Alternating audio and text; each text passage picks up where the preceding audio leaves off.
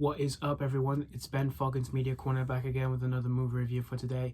And this is my last movie review for this movie marathon week, lit for me talking to you guys about the series leading up to Jurassic World Dominion, which comes out tomorrow, which I'm really looking forward to seeing tomorrow. So I will do a review of that after I saw the film. So this is my last movie review for this week. And this is, of course, the fifth installment I'm here to talk to you guys about today, which was released back in 2018, and that is Jurassic World Fallen Kingdom. This was directed by J.A. Bayona, the man behind The Orphanage, The Impossible, and A Monster Calls. Really talented director. And now he's directed the next chapter to Jurassic World. And so in Jurassic World Fallen Kingdom, this is set 3 years after the events of the last movie, where, if you've seen what happened in Jurassic World, the theme park is now gone after, the whole dinosaur rampage and stuff. And the last few remaining dinosaurs who were in the theme park are now in Isla Nublar, in the island of Isla Nublar, where, of course, they live through the jungles of in that island. And what ends up happening is that a volcano erupts and it's threatening the dinosaurs who are on the island. And so we see Owen and Claire, once again played by Chris Pratt and Bryce Dallas Howard. They travel back to the island to try and rescue the remaining dinosaurs who are in the island, who are trying to survive the whole volcanic eruption, while they also come across a mercenary team who are after these dinosaurs to bring them back to the US mainland. And so we see Owen and Claire have to do everything they can to try and save all the dinosaurs they can. So that's pretty much the story of Jurassic World Fallen Kingdom. Back in 2018, I was really looking forward to this one because, like I said, I really enjoyed Jurassic World a lot. It's a very good, fun sequel to Jurassic Park, and it's of course a much better improvement over The Lost World and mostly Jurassic Park 3, since I wasn't a fan of Jurassic Park 3. It's a very good film, and for this one, I was really looking forward to this one. Like I said, it was great to see Chris Pratt and Bryce Dallas Howard come back to do this one since they did Jurassic World, because it wouldn't be the same without them, because I thought they were pretty fun, likable characters in that film.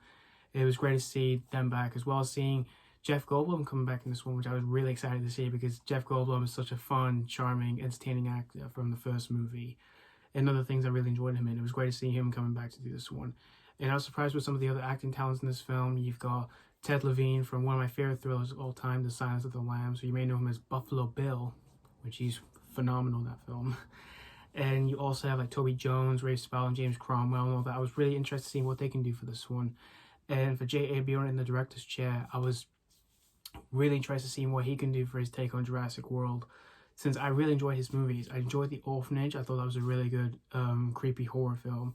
The Impossible, it was actually the first thing I was introduced to him as a director. I remember watching that when I was in school, and it was a great, touching disaster drama. And he also made A Monster Calls, which I've never seen before, but I've heard some good things. So I was looking forward to seeing what he can do for his take on Jurassic World. And I never saw any of the trailers before seeing the movie, because I remember seeing a few posters and a few advertisements, but I was still interested in seeing this one. And I remember seeing this in the cinemas back in 2018 after I started Limitless at Odeon. And I still am an Odeon Limitless member. And I even got my own copy of the Blu-ray, which I got for Christmas back in 2018 for the collection purposes.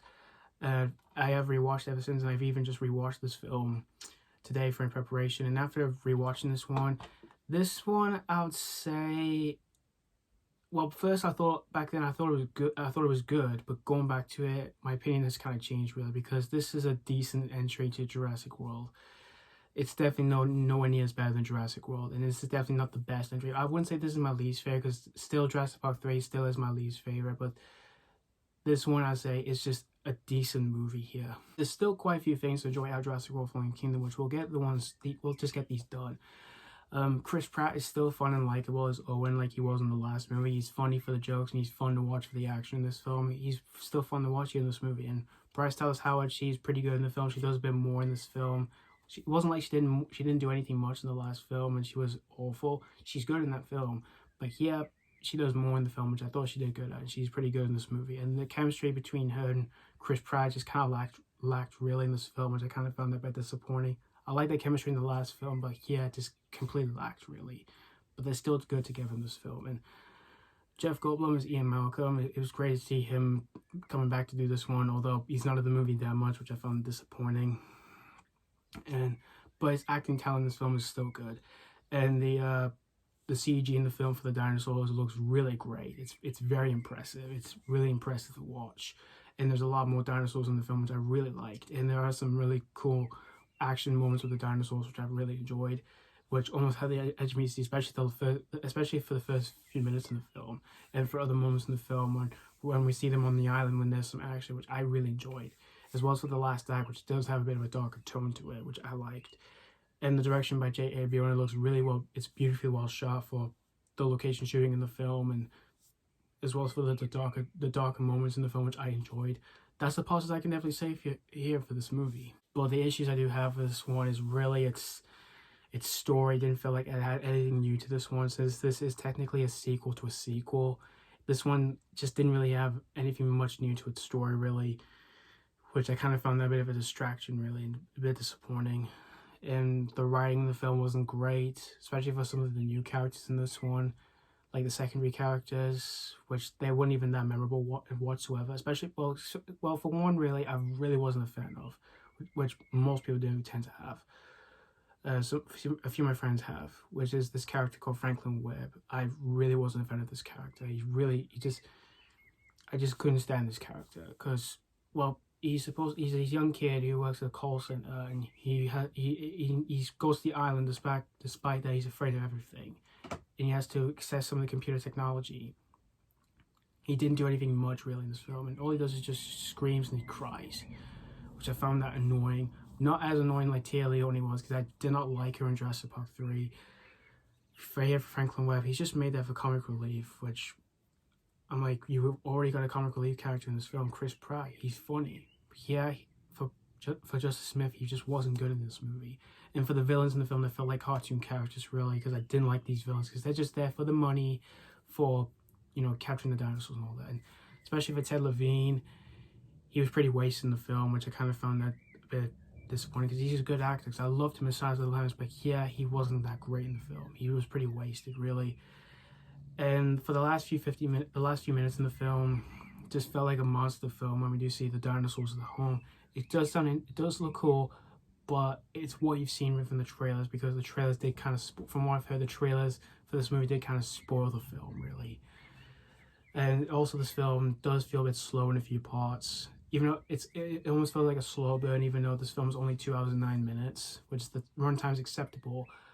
But after the first few minutes of the film, it does get a bit slow, but it does manage to pick up. It did that for the first half, and it did that for the last act of the film, which I found that a bit of a distraction for myself. But in the end, guys, this movie, like I said, it was a decent entry to the Jurassic Park series.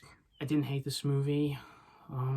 It's pretty of a divisive film for everyone, even though there's quite a few things to enjoy of it.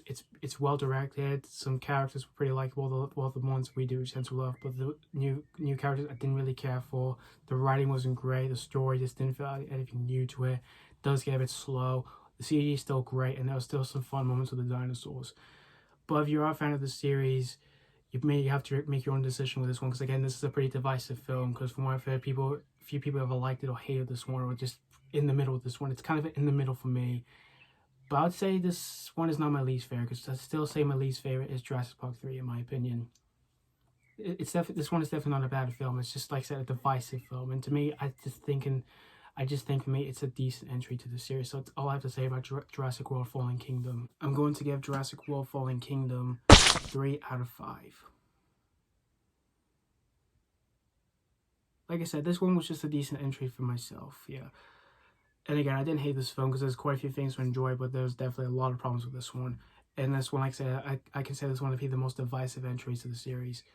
So yeah, if you've never seen this one, you have to make your own decision, since, like I said, this is a divisive movie here. So thank you guys so much for watching for my movie review on Jurassic World Fallen Kingdom, and let me know what you think of this one if you have seen this before.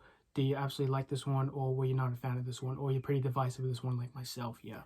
So again, thank you so much for watching. Stay tuned for more reviews, and as always, this has been Falcon's Media Corner signing off.